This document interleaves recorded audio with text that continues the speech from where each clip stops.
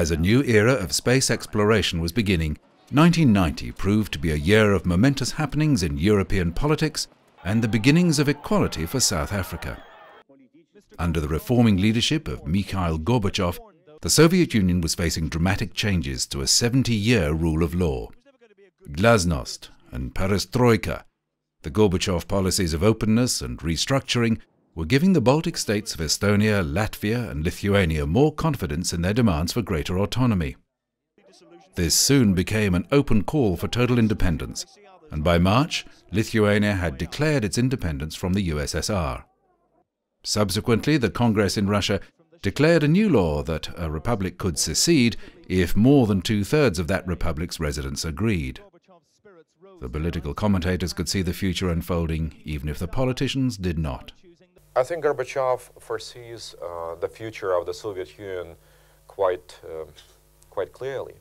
It should become, well, I don't know in how much time, but it should become independent Ukraine, independent Russia, independent Georgia, independent, say, Baltic states. So they have to work out their platform this way, because sooner or later they will be faced with this problem.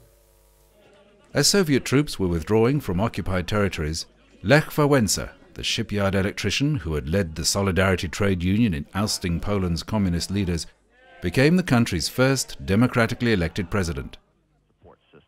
While Europe was reorganizing and drawing up new maps, astronauts on the Space Shuttle Discovery were releasing the Hubble Space Telescope using a robotic arm. Once out of the cargo bay and disconnected from the shuttle's electrical system, the Hubble began running on its own batteries.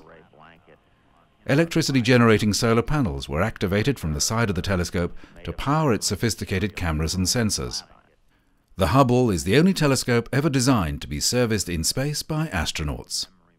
The ongoing repair program will allow the telescope to remain in service until at least 2013.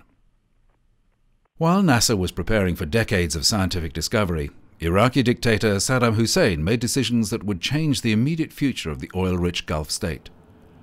By August of this momentous year, Saddam Hussein had ordered his troops into an invasion of Kuwait.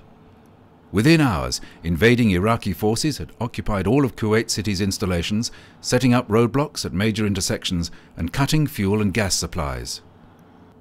By overrunning and confiscating Kuwait's oil fields, Iraq was estimated to control some 20% of the Western world's oil supply. Economists were foreseeing a global crisis for the economy. The rise in oil prices does threaten a rise in inflation. It does threaten growth. There may be a world recession flowing on from this.